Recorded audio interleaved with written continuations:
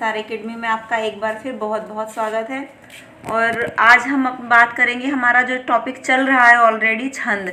ठीक है, छंद की आज हमारी ये लास्ट वीडियो है। इसमें जितना भी एग्ज़ाम के अंदर आपका आता है वो मैं पूरा पोर्शन कवर करा दूंगी। तो आज हमारा ये टॉपिक पूरा कवर हो जाएगा। तो चलिए आज हम देखते हैं। जो चीज़ें थी वो सब पढ़ ली हैं। अब मैं सीधा आपको आज बताऊंगी छंद। ठीक है, छंद 3 तरह के कैटेगरी में डिवाइड किए गए हैं: मात्रिक छंद, वार्णिक छंद और मुक्तक छंद। ठीक है, मात्रिक छंद, वार्णिक छंद और मुक्तक छंद।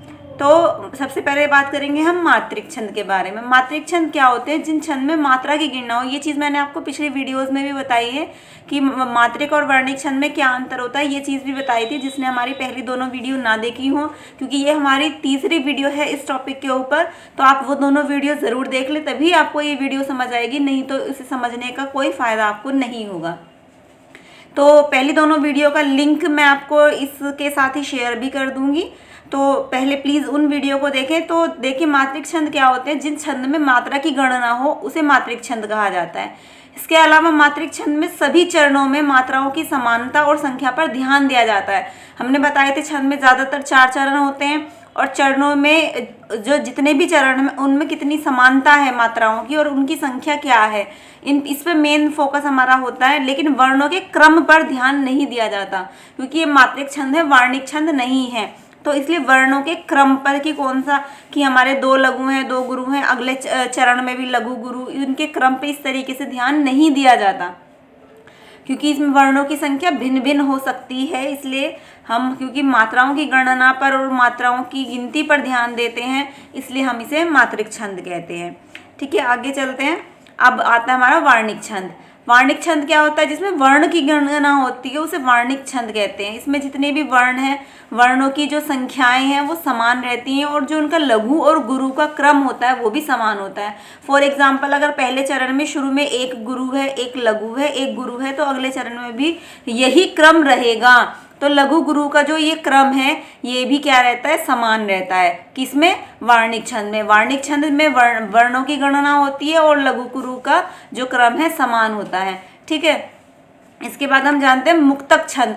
अब मुक्तक छंद, इसके नाम से समझ आ रहा है मुक्त, जो बिल्कुल मुक्त है। आधुनिक रूप में जो कविताएं लिखी जा रही हैं वो ज़्यादातर किस में लिखी जा रही है? मुक्तक छंद में लिखी जा रही है। इसमें वर्णों का, मात्राओं का किसी तरह का कोई बंधन नहीं है, केवल लय और प्रवाह का निर्वाह किया जाता है कि जो प्रवाह है, हमारा जो लय है वो हमारी सही होनी चाहिए, वरना चाहे वर्ण मात्रा कोई किसी तरह का बंधन नहीं होता है।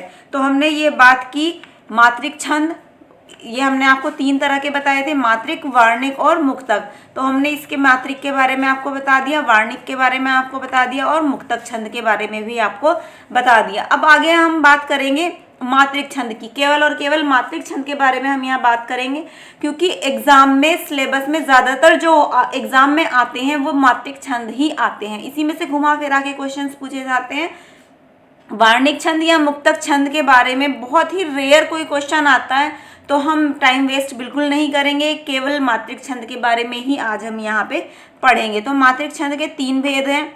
पहला है हमारा सममात्रिक, दूसरा है अर्ध सममात्रिक, और तीसरा है विषम मात्रिक। देखिए, जैसा हम नाम से ही पहचान पा रहे हैं, सम यानी समान, मात्रिक यानी मात्राएं जिनमें सभी मात्राएं समान हो, अर्ध आधा, सम और मात्रिक जिसमें आधी मात्राएं समान हो, और विषम यानी जिसमें मात्राएं समान ना हो, विषम हो। ठीक है, सबसे पहले आता है सममात्रिक छंद। तो जिस छंद के सभी चरणों में समान मात्राएं हों, अर्थात छंद के चरणों में मात्राओं की संख्या समान हो, तो उसे सममात्रिक छंद, नाम से ये हमारा क्लियर है। समान मात्राएं, सभी चरण, जितने भी चरण हैं, मोस्टली 4 ही चरण होते हैं। इसके अलावा कुछ इसके एक्सेप्शंस भी हैं, लेकिन ज़्यादातर जितने चरण होते हैं सब में 4 ही चरण माने जाते हैं। तो चारों चरणों में जितनी भी मात्राएं होती है उसमें समान मात्राएं होती हैं चारों चरणों में, इसीलिए इसका नाम है सममात्रिक छंद। ठीक है, तो इसमें सममात्रिक छंद के जो मेन एग्जाम्पल हैं, जो वैसे तो बहुत सारे हैं, लेकिन जो मेन एग्जाम्पल्स हैं, जो जिनमें से प्रश्न पूछे जाते हैं, मैं केवल उसी के बारे में आपको बता रही हूँ। सबसे पहला होता है चौपाई। इसमें प्रत्येक चरण में 16 मात्राएं होती हैं। रोला 24, गीतिका 26 और हरि गीतिका 28। ठीक है, ये चीज़ आपको याद रखनी है। ये सममात्रिक छंद के उदाहरण ये चारों होते हैं। इनके लिए मैं आपको ट्रिक बता दूंगी जिससे आप ये चारों नाम याद रख सके कि ये सममात्रिक छंद के उदाहरण हैं। लेकिन इसके अंदर जो मात्राएं हैं कि चौपाई में 16 मात्राएं, रोला में 24 मात्राएं, गीतिका में 26 और हरि गीतिका में 28, ये आपको याद रखनी पड़ेंगी। देखिए थोड़ा सा तो ये है चौपाई 4 चौक 16, आप इससे याद रख सकते हैं। बाकी रोला में 24, 26, 28, अगर आप इन्हें क्रम से याद करेंगे तो 24 + 2 26 + 2 28, आप इस तरीके से भी इन्हें याद रख सकते हैं। और चौपाई में 4 चौक 16, 4 × 4 16, तो ये 16 मात्राएं होती हैं। और रोला में 24 और फिर इसमें +2 26 और +2 28। जब हम आपको ट्रिक बताएंगे तो उस ट्रिक के माध्यम से भी आपको ये इसी क्रम में याद रहेंगे। तो चलिए हम आपको ट्रिक बताते हैं। इसकी ट्रिक है चारों गीत हरि गीतिका। ठीक है, आपको ये ट्रिक, आपको ये याद रखना है, चारों गीत हरि गीतिका। अभी आपको लग रहा होगा थोड़ा सुनने में अजीब सा, लेकिन जब आप 3-4 बार इस बात को रिवाइज करेंगे तो आपको ये बहुत आराम से याद हो जाएगा, चारों गीत हरि गीतिका। ठीक है, तो ये चा से मतलब हो गया चौपाई, रो से मतलब हो गया यहाँ रोला, गीत तो पूरा गीतिका है ही, और हरि गीतिका तो हमारा हरि गीतिका है ही। तो चा रो गीत हरि गीतिका, चौपाई, रोला, गीतिका और हरि गीतिका। तो इसमें 16, इसमें 24, 26 और 28 मात्राएं, ये आप आराम से अब मेरे हिसाब से याद रख सकते हैं। चलिए आगे बढ़ते हैं। आगे आता है हमारा अर्ध सममात्रिक। जैसे नाम से पता चल रहा है अर्ध, जिस छंद का पहला और तीसरा चरण, 4 चरण बताए थे, पहला और तीसरा विषम चरण कहलाता है और दूसरा और चौथा हमारा सम चरण कहलाता है। तो जिसके विषम चरणों में यानी पहले और तीसरे चरणों में अलग मात्राएं होती है और दूसरे और चौथे चरणों में अलग मात्राएं होती है। पहला और तीसरा समान होता है, दूसरा और चौथा समान होता है। तो अर्ध सममात्रिक यानी आधे चरण एक समान हो गए और आधे चरण एक समान हो गए, इसलिए हम इसे क्या कहते हैं, अर्ध सममात्रिक छंद कहते हैं इसे हम। इसमें अर्ध सममात्रिक छंद के में उदाहरण मेन क्या है, दोहा, सोरठा, बरवे और उल्लाला।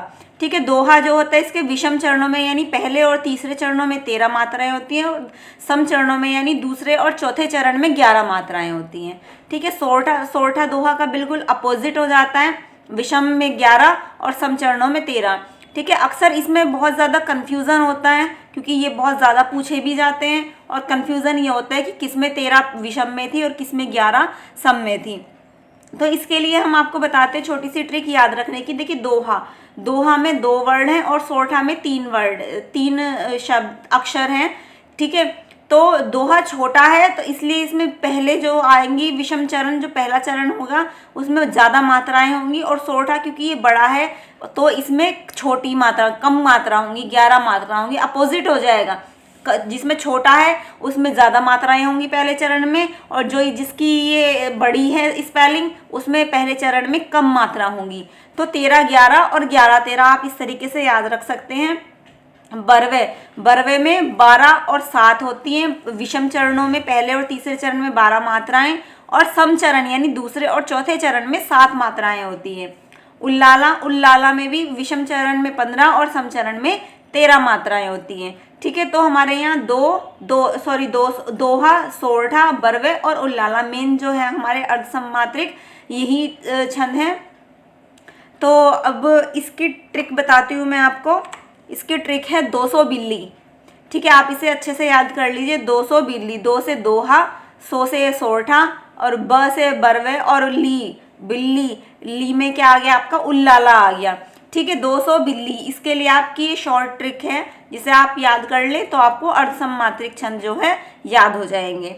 ठीक है, अब आगे चलते हैं विषम मात्रिक छंद, जिन छंद के चरणों में समानता ना हो। ठीक है, ना ही तो हम इसमें कह सकते हैं कि जितने भी चरण हो सारे चरण में समान मात्राएं हैं, ना ही आधे चरणों में कह सकते हैं कि समान मात्राएं, कि सम चरण 1 से होते हैं और विषम चरण 1 से होते हैं। तो इसमें चरणों में समानता ना हो, इसीलिए हम इसे कहते हैं विषम मात्रिक छंद। ठीक है, विषम मात्रिक छंद में जो उदाहरण है मेन क्या है, कुंडलियाँ और छप्पे। तो और इसमें एक चीज़ और है कि जो याद रखने की, कुंडलियाँ हैं जो है दोहा और रोला से मिलके बनता है। पहले एक दोहा आता है और फिर रोला आता है, और जो छप्पे होता है उसमें पहले रोला आता है और फिर उल्लाला आता है। ठीक है, तो इसमें आप एक ट्रिक लगा सकते हैं कुछ। ठीक है, कू से कुंडली और 6 से छप्पे, ये हो जाता है हमारा विषम मात्रिक छंद। ठीक है दोस्तों, एग्जाम में ज़्यादातर इतना ही जो है जो जिसमें से क्वेश्चंस आते हैं, बाकी अदरवाइज बहुत कम क्वेश्चंस, बहुत ही रेयर क्वेश्चन देखने को मिलते हैं। इस वजह से हमें बाकी पढ़ने की आवश्यकता नहीं है, उसके लिए बहुत सारा टाइम वेस्ट करने की ज़रूरत नहीं है। आप इन्हें अच्छे से समझ लीजिए, अच्छे से याद कर लीजिए, तो इसमें से आपके क्वेश्चंस ज़रूर लग जाएंगे। ठीक है दोस्तों, तो हमारा ये टॉपिक जो है हमारा कंप्लीट होता है, और इस टॉपिक के बाद हम आपको स्टार्टिंग से फिर से एक बार ग्रामर रिवाइज कराएंगे। तो आज की हमारी वीडियो यहीं समाप्त होती है। अगर आपको ये वीडियो अच्छी लगी हो तो प्लीज़ लाइक ज़रूर करें, शेयर करें, और हमारे चैनल को जिन्होंने भी अभी तक सब्सक्राइब नहीं किया हो सब्सक्राइब ज़रूर कर लें। धन्यवाद।